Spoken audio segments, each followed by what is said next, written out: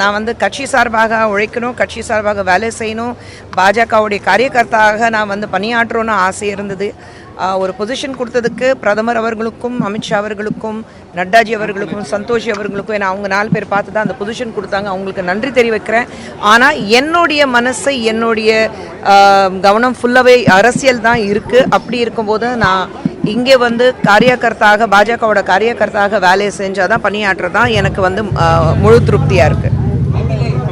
இந்த 1.5 ஆண்டு கட்சியில முக்கிய பொறுப்பு வழங்குவதற்காக ராஜினாமா பண்ணீங்களா அப்படின்ற ஒரு சந்தேகம்.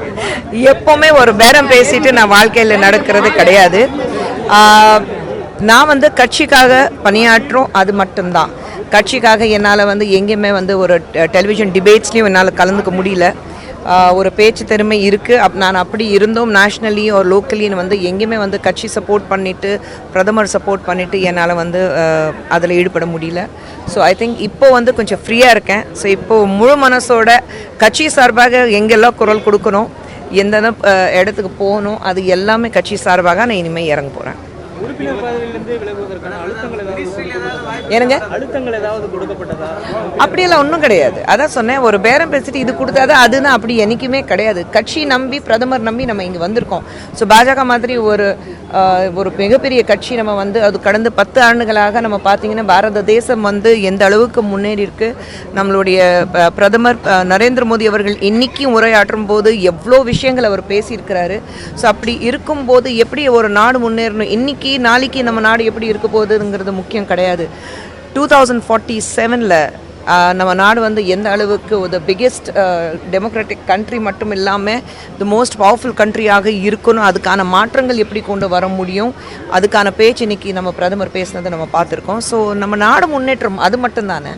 நான் முன்னேறி என்ன பண்ண போகிறேன்? நம்ம நாடு முன்னேறினா தான் நம்ம பசங்க அவங்களுடைய அடுத்த ஜென்ரேஷன் முன்னேற முடியும். ஸோ அதுக்கான வேலைகள் இப்போ இருக்குது. 26 ஐயோ ஆரம்பிச்சிட்டிங்களா? ஐயோ ஆரம்பிச்சிட்டிங்களா? 26 அடுத்தது என்ன நடக்க போகுது எனக்கே தெரியல.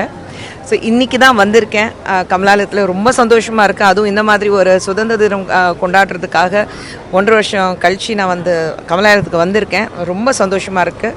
அண்ட் அந்த தேசிய கொடி ஏற்றும் போது ரொம்ப பெருமையாக இருக்குது. ஏன்னா அண்ணாமலைஜி ரொம்ப நாள் கழித்து தான் நான் இன்றைக்கி பார்த்தேன், அதுவும் கமலாலயத்தில். ஸோ ரொம்ப சந்தோஷமாக இருக்கேன் எல்லோரும் சந்திக்கும் போது. எஸ், ஐயோ எனக்கு சத்தியமாக தெரியல. நான் ரிசைன் பண்ணியிருக்கேன். நீங்கள் ரிசைன் பண்ணுங்கன்னா யாருமே என்கிட்ட சொல்லலை. ஆனால் ரெசிக்னேஷன் வந்து கிட்டத்தட்ட ஒரு 6-7 மாதத்துக்கு முன்னாடியே நான் வந்து பேச ஆரம்பிச்சிட்டேன். ஏன்னா NCW அந்த பொசிஷனில் இருக்கும்போது என்னால் வேலை செய்ய முடியல. ஸோ அதனால தான் நான் அப்போவே வந்து நட்டாஜிக்கிட்டேயும், சந்தோஷிக்கிட்டேயும் அண்ட் அமித்ஷா அவர்கள்கிட்டையும் நான் வந்து மெசேஜ் அனுப்பிச்சிருந்தேன். நட்டாஜி சந்தோஷி நேராக பார்த்து நான் பேசினேன். அப்போவே சொன்னேன் கொஞ்சம் டைம் கொடுங்க சொல்லிட்டு இருந்தாங்க. இப்போ போன மாதம் நான் போய் ரெசிக்னேஷன் கொடுத்துட்டேன். சரி இப்போ கொடுங்கன்னா சொன்னாங்க. ஸோ நான் போன மாதம் ரெசிக்னேஷன் கொடுத்துட்டேன். நேற்று தான் அக்செப்ட் பண்ணியிருக்காங்க. 1 மாதம் கழிச்சு தான் அவங்களே ரெசிக்னேஷன் அக்செப்ட் பண்ணியிருக்காங்க. தேசிய தலைவர்கள் ஏதாவது அறிவுறுத்தல்கள் ஏதாவது கொடுக்கப்பட்டாங்களா மேடம்? நீங்கள் ராஜினாமா செய்ய போகிறேன்னு சொன்ன உடனே எது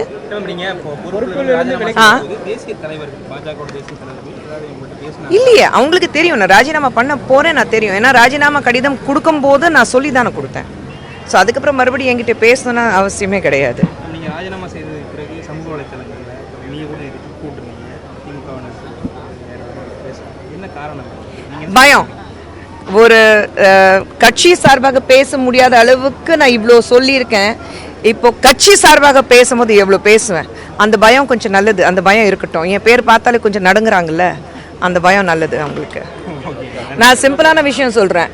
மடியில் கணம் இருந்தால் தான் அந்த பயம் இருக்கும். மடியில் எவ்வளோ கணம் இருக்குது அதை திமுக காரங்களுக்கு தெரியும். அந்த பயத்தில் பேசிட்டோம். இதுக்கப்புறம் தான் விளையாட்டை ஆரம்பிக்க போகுது.